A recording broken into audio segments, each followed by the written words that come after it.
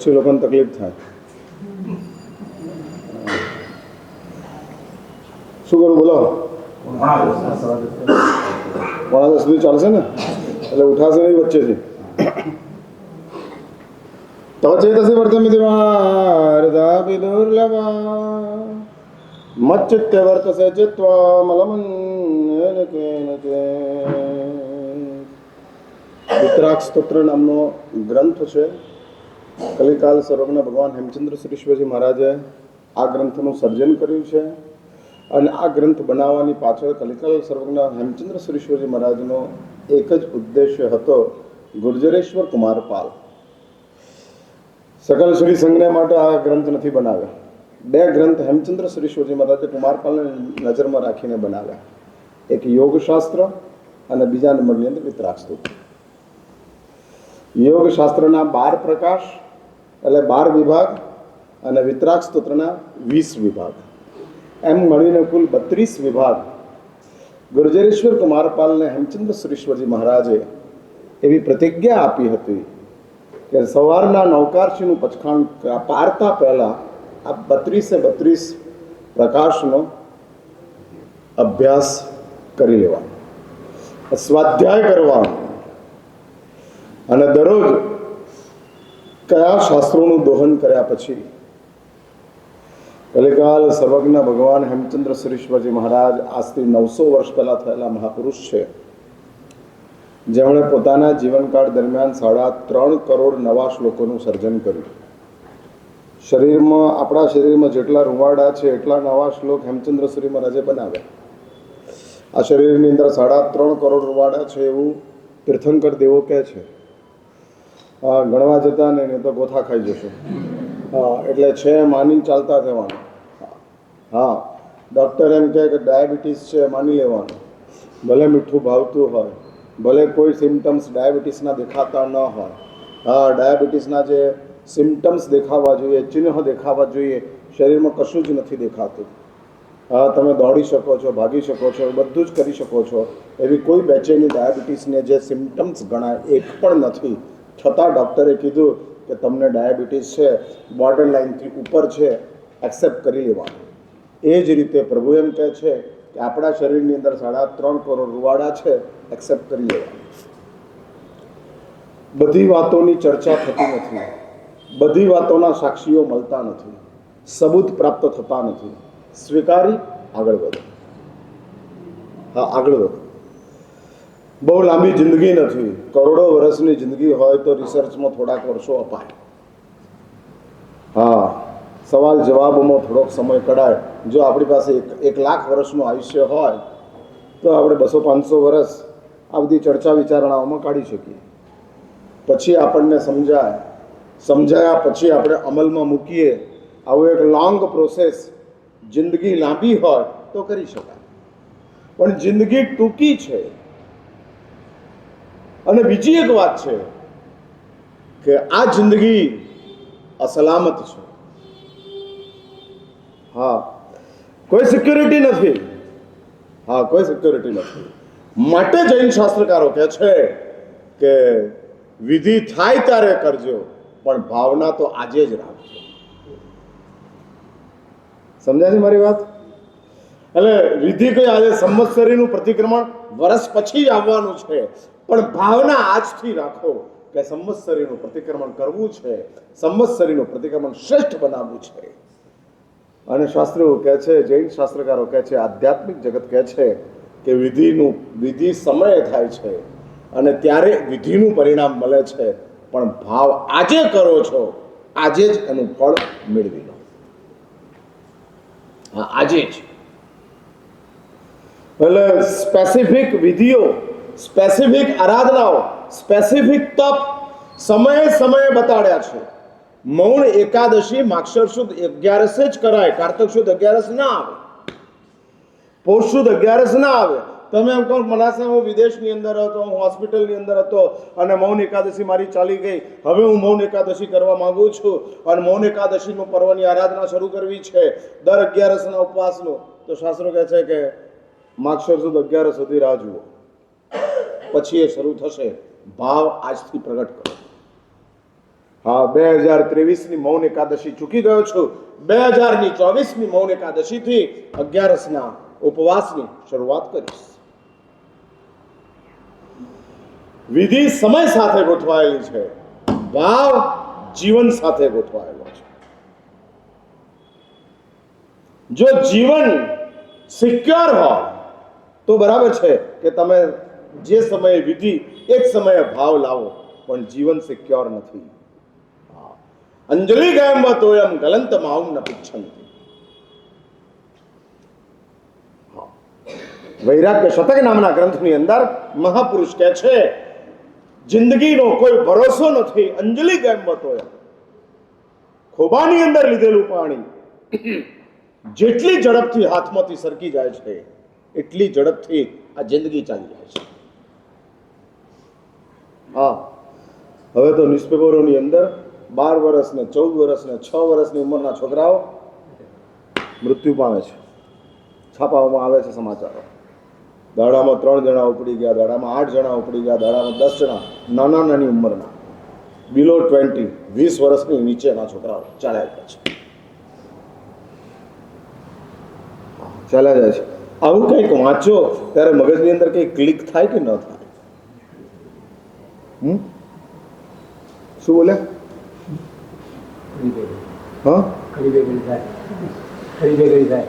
એ ઘડી બે ઘડી બહુ જરૂરી છે, અને એ થાય બહુ થઈ ગયું, એનાથી વધારે જોઈતું નથી. હા, ઇન્જેક્શનનો ટાઈમ લાંબો ના હોય, 1 જ મિનિટમાં અંદર જતું રહે, પણ એવું ઘડી બે ઘડીએ નથી થતું. હા, આ બધી ઘટનાઓ તમે સમાચારની રૂપે વાંચો છો, તમે એના ઘટનાઓને તમે મગજની અંદર વિચારણા રૂપે લેતા જ નથી. હા, એ ન્યૂઝ છે, સમાચાર છે, વાંચી લેવાના, ભૂલી જવાના. હા, કામ જ નથી. શું ટાઈમની વાત કરો છો? આગળ ટાઈમ નથી મળતો. કયું કામ છે? હા, નરેન્દ્ર મોદીએ 10 વર્ષમાં કોઈ દાડો એવું કીધું નથી ટાઈમ નથી મળતો. હા, એ કહે છે ટાઈમ જ ટાઈમ છે. કામ કરનારાઓને ટાઈમ ખૂટતો નથી, અને નહીં કરનારાઓને ટાઈમ મળતો નથી. હા, આ સ્થિતિની અંદર છો, એટલે એવી કોઈ ફરિયાદ કરવાની જરૂર જ નથી. હું એ કહું છું, ભાવ જીવન સાથે જોડાયો છે, વિધિ સમય સાથે જોડાયેલી છે. અને સમય સાથે જોડાયેલી જે વિધિ છે, એ વિધિને સમયની સાથે રહેવા દો. ભાવને અત્યારે જ પ્રગટ કરો. ભલે પરમ દિવસથી પોષ 10મીના અઠમની શરૂઆત થાય છે, આજથી ભાવ કરો. શાસ્ત્ર એવું કહે છે કે વિધિથી પુણ્ય કર્મનો બંધ થાય, ભાવથી અંતરાયોનો નાશ થાય.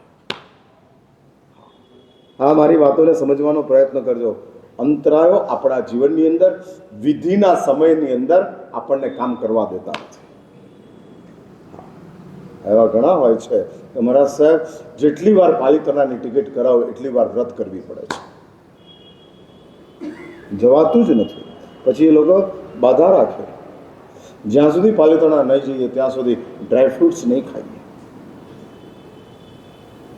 લીલોતરી નહીં ખાઈએ, આવી બાધા રાખે અંતરાય તોડવા માટે. શાસ્ત્રો કહે છે બાધા તો પ્રતીક છે, પણ અંતરાય તોડવા માટેનો તમારો જે ભાવ છે એ એક્ટિવ થાય છે. હા, એક્ટિવ થાય છે, અને એક્ટિવ થયેલો ભાવ અંતરાયને તોડતો જાય છે, તોડતો જાય છે. ભાઈ ભયાનક અંતરાયો હોય. આપણને ખબર નથી કે આપણા જીવનની અંદર કેટલા કાતિલ અંતરાયો છે, અને અંતરાયો કેવા હેરાન કરતા જાય છે. ધાર્મિક જગતમાં પણ એ અંતરાયો હેરાન કરે, સાંસારિક જગતમાં પણ એ અંતરાયો હેરાન કરે. હા, હેરાન. આમ પ્લાનિંગ બનાવ્યો હોય, રવિવારના દિવસે 100 હોટલની અંદર જઈશું, જલારામના ખમણ ખાઈશું. હા, અને ત્યાં જ શનિવારે ઝાડા થઈ જાય. હા, થઈ જાય. અને અંતરાય પ્લાનિંગ બનાવેલો, દોસ્તારને બોલાવેલો, અને બધા અહીંના ચીખલીવાળાના અહીં આવી ગયા છે. નવસારીથી આવેલા મહારાજ નથી દેખાતા, ચીખલીથી આવેલા ખમણ દેખાય છે. હા, તમારી કમનસીબી છે. હા, તમે એવું કીધું ખરું નવસારીથી મહારાજ આવ્યા છે? ના, પણ અમે પૂછીએ મારા સાહેબ જલારામ વાળો ચીખલીમાં હતો, હવે અહીં આવી ગયો છે. હા, આપણી આ મુશ્કેલીઓ છે. એટલે સાંસારિક જગતમાં પણ અંતરાયો આવે. સુખની ઈચ્છાઓ પૂરી ન થાય. પ્લાનિંગ બધું જ આપણે સરસ કરેલું હોય અને છેલ્લી ઘડીએ એ પ્લાનિંગ ફેલ. ઘણાઓના જીવનમાં આવા અનુભવો થતા હશે. હા, ઘણાઓના જીવન એવું ધાર્મિક જગતની અંદર. હા, વ્યાખ્યાન સાંભળવા નીકળ્યા, રસ્તામાં ફોન આવે પાછા ફરી ગયા. અંતરાય. હા, ઘણા બધા અંતરાયો છે. જો તમને દરરોજ ભગવાનની પૂજા કરવાનું મળતું હોય તો સમજજો કે બહુ મોટો ઉપકાર છે. જો તમને દરરોજ મહાત્માઓના દર્શન પ્રાપ્ત થતા હોય તો સમજજો કે અંતરાયો દૂર થયા છે, માટે મળે છે. હા, નથી મળતા. જે તમને ઇઝીલી મળ્યું છે એ બહુ ડિફિકલ્ટ છે. હા, બહુ ડિફિકલ્ટ. ક્યાંથી મળે ભાઈ? 7 અબજના માનવ વિશ્વની અંદર સાધુ સાધ્વીજી કેટલા? 700 કરોડ માણસો છે આ ધરતીની ઉપર. એમાં સાધુ સાધ્વીજી કેટલા? માત્ર 15,000. માત્ર 15,000. કેટલા પોઈન્ટ અંદર? 700 કરોડ ક્યાં અને 15,000 ક્યાં? અને 15,000 આવતા સાધુ સાધ્વીજી મહારાજ. હા, 15,000 ની અંદર આવતા. એ સાધુ સાધ્વીજીઓની અંદરથી 2-5 સાધુ સાધ્વીઓ વલસાડની અંદર આવતા હોય છે. હા, 15,000 નથી આવતા. આવે તો તમારા ભૂકા બોલાઈ જાય. હા, નથી આવતા. એટલે એક સાથે 15,000 દર્શન થયા નથી. 1500 થતા નથી તો ક્યાં માંડવાની 15,000? 150 દર્શન થાય તો લોકો ગાંડા થઈ જાય છે. હા, અમારા ગચ્છાધિપતિ જયગોત્સરીશ્વરજી મહારાજની સ્વર્ગારોહણ પછી એમની ગુરુ મંદિરની પ્રાણ પ્રતિષ્ઠા અમદાવાદની અંદર હતી અને અમારા સમુદાયના 180 સાધુઓ ભેગા થયા હતા. લોકો આવીને દર્શન કરતા હતા. 180 સાધુઓ એક સાથે. 700 સાધુજી મહારાજો, 180 સાધુઓ. નથી મળતા. એટલે જો તમને મળી ગયા હોય તો તમારી જાતને કહેજો હું મહાભાગ્યવાન છું. કેવું મારું નસીબ છે કે આ મહાત્માઓ 700 કરોડમાંથી માત્ર 3 મહાત્માઓ છે અને એના દર્શન મને પ્રાપ્ત થયા છે. નહીં મળે. એટલે એક વાત સમજી રાખજો, જે કોઈ ઇઝીલી મળ્યું છે એ હકીકતમાં ઇઝી નથી, પણ અંતરાયો નહીં હોવાના કારણે તમને ઇઝી લાગે છે. હા, ઇઝી લાગે છે. અને અંતરાયોને ખતમ કરવા બહુ અઘરું કામ છે. તમને ખબર છે ઇતિહાસમાં વાત આવે છે ભરતની બહેન સુંદરી, ચક્રવર્તી રાજા ભરત, એની બહેન સુંદરી અને યુગલિક તરીકે જન્મ પામ્યા છે. ચક્રવર્તી રાજા ભરત સુંદરીને કહે છે કે હું ચક્રવર્તી બનવા જાઉં છું, બનીને આવું પછી હું તને મારું સ્ત્રી રત્ન બનાવીશ, મારી પટરાણી હું તને બનાવીશ. સુંદરીની ઈચ્છા દીક્ષા લેવાની છે. ભગવાન આદિનાથના દર્શન કર્યા છે, દેશના સાંભળી છે અને સુંદરીનો ભાવ જાગ્યો છે, પણ ભરત અટકાવીને બેઠા છે. 60,000 વર્ષ સુધી આ અંતરાય ચાલ્યો. 60,000 વર્ષ ભરત આ કહીને ગયા છે હું પાછો ના આવું ત્યાં સુધી તારે દીક્ષા લેવાની નથી. આ અંતરાય. અને તે અંતરાયને તોડવા માટે સુંદરીએ આંબીલનો તપ ચાલુ કર્યો. 60,000 વર્ષ સુંદરીએ આંબીલ કરી. ત્યારે અંતરાય તૂટ્યા અને ભરતે સંમતિ આપી. એટલે આ મોટી વાત છે દરેક બાબતની અંદર. હવે એટલે એક વાત સમજી રાખજો, તમારી પાસે આવતા જે ભૌતિક જગતના સાધનો છે એ બહુ ઇઝી છે. પશુઓની દુનિયામાં પણ મળ્યા, દેવોની દુનિયામાં પણ મળશે અને આજે માનવની દુનિયામાં પણ છે. પણ આધ્યાત્મિક જગતના જે ધર્મો છે એ પશુઓની દુનિયામાં હતા નહીં, આ નહોતા. દેવોની દુનિયામાં છે નહીં, નથી. માનવની દુનિયામાં કોક જ માનવોને મળ્યા છે, કોક જ. આપણે વાત થઈ ને 3,000 માણસ જૈનો વલસાડમાં છે, રવિવાર કીધેલું ને. એમાંથી અઠ્ઠમ કરનારા કેટલા? 3,000 ની અંદર છે ને, તો ખબર છે તમને 1800-1900 નો તો ઈચ્છા જ નથી થતી. હા, 2800 નો તો ઈચ્છા જ નથી થતી. આ ઈચ્છા જ નહીં. કરવાની વાત તો બહુ દૂર છે, ઈચ્છા જ નથી. નો વિશ. મેમ ઈચ્છા કરવામાં વાંધો શું, એમ પૂછું છું. મારે જાણવું છે ઈચ્છા કરવામાં વાંધો શું. તમે એવી ઈચ્છા રાખો આજે કે હું પરમ દિવસે અઠ્ઠમનું પચખાણ લઈશ, એમાં શું તકલીફ? આવી ગઈ ને વાત? હા હા, પણ હું પરમ દિવસે ખજૂર પાક ખાઈશ એ ઈચ્છા આજે જ થાય.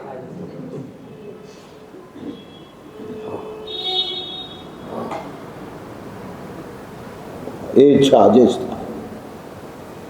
એટલે ખાવાની ઈચ્છા કેમ થઈ જાય છે અને છોડવાની ઈચ્છા કેમ નથી થતી? વાહ ભાઈ, ઈચ્છામાં કે આપવાનું છે?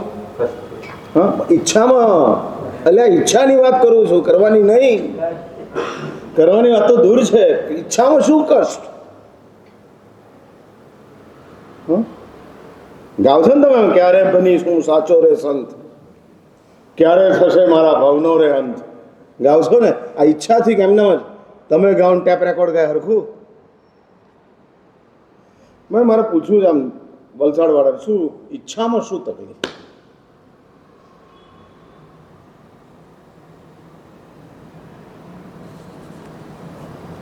હા,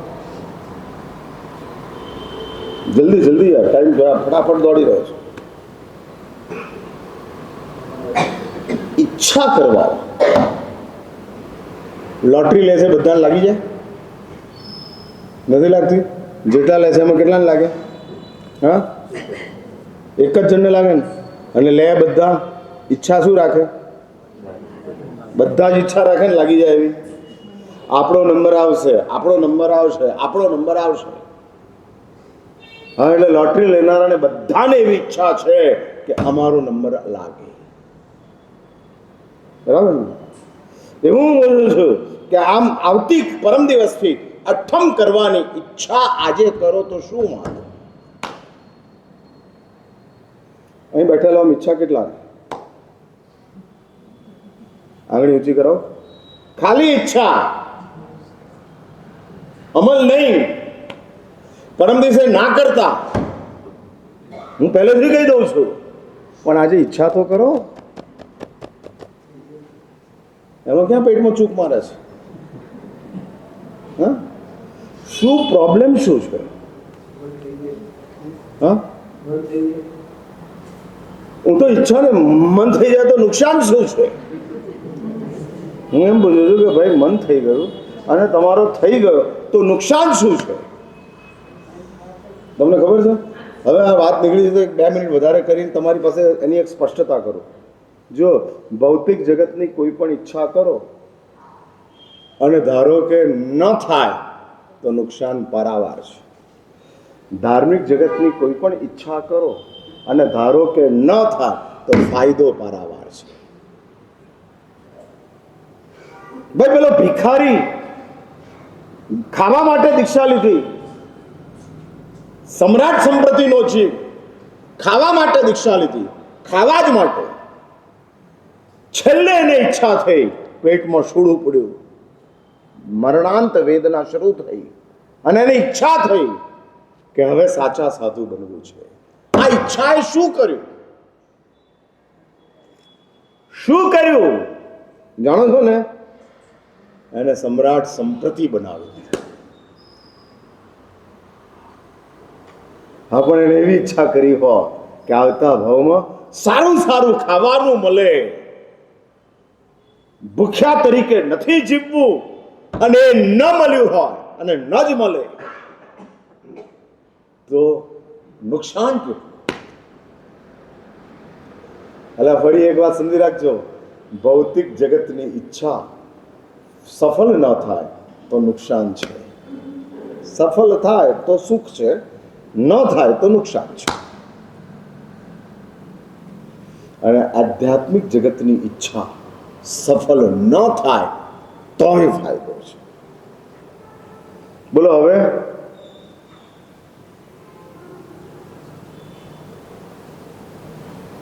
આજથી ઈચ્છા કરશો, પરમ દિવસના અઠમની ઈચ્છા, મારા સાહેબ તબિયત ખરાબ છે, દરરોજ 6 ગોળીઓ લેવાની છે, એવું કાંઈ મારે સાંભળવું નથી, એવું કંઈ સાંભળવું નથી. માત્ર ઈચ્છાની વાત. અને એ ઈચ્છા આપણા જીવનની અંદર જાગી જાય પણ નથી જાગતી, કારણ કે ભયંકર અંતરાય છે. આચરણ તો બહુ દૂર છે, ઈચ્છાને કરવા માટે અંતરાય છે. ઈચ્છા કરવા માટે થતી જ નથી, જાગતું જ નથી. વર્ષોથી સાંભળીએ છીએ, પણ આ શ્રવણ કર્યા પછી પણ ઈચ્છા જ જાગતી નથી. સાચું બોલો, કેટલી ભયંકર મૂર્છા આપણા આત્માની ઉપર છે, કેટલો ભયાનક મોહ આપણને સતાવે છે, કેટલો ભયાનક. ભૌતિક જગતની બધી જ ઈચ્છાઓ જાગતી જ જાય છે, જાગતી જ જાય છે. નથી મળવાનું છતાં જાગે છે. અંદરથી તમને ખબર છે કે આમાં હું સક્સેસ નથી જવાનો, તોય કરતા જ. કેટલી બધી ગાઢ અંદર ખાનેનો મોહ હેરાન કરે છે. બહુ સૂક્ષ્મતાથી વિચાર કરો, બહુ સૂક્ષ્મતાથી. સાચું બોલો, આમ નવો ધર્મ કરવાની ઈચ્છા ક્યારે જાગૃત થઈ? સામાયિક પૂજા પ્રતિક્રમણ જે કરો છો એ તો બધું ઠીક છે, ચાલો, એ બધું રૂટીનમાંથી. ઈચ્છા તો છે જ નહીં. એમ હા, રોબોટિક કમાન્ડ્સ આપો અને કામ થતું જાય, કમાન્ડ્સ આપો અને કામ થતું જાય, રોબોટિક.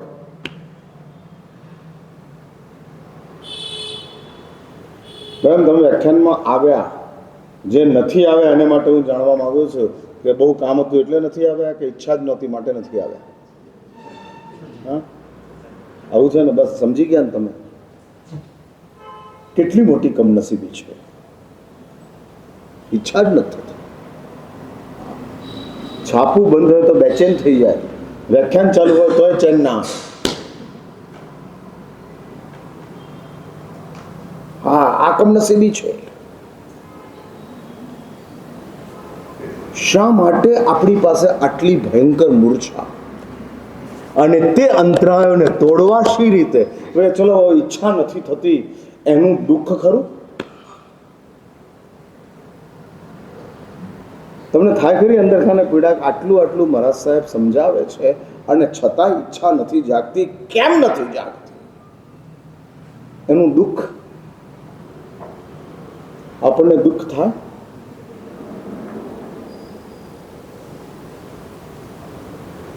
હું જાણવા માંગુ છું, દુઃખ થાય? હા, નથી. દુઃખ પણ નથી. ઈચ્છા નથી, ઈચ્છા નથી થતી તેનું દુઃખે નથી. આમ કેટલી બધી આપણી પોતાની મૂર્છાઓ આપણને પરેશાન કરે છે.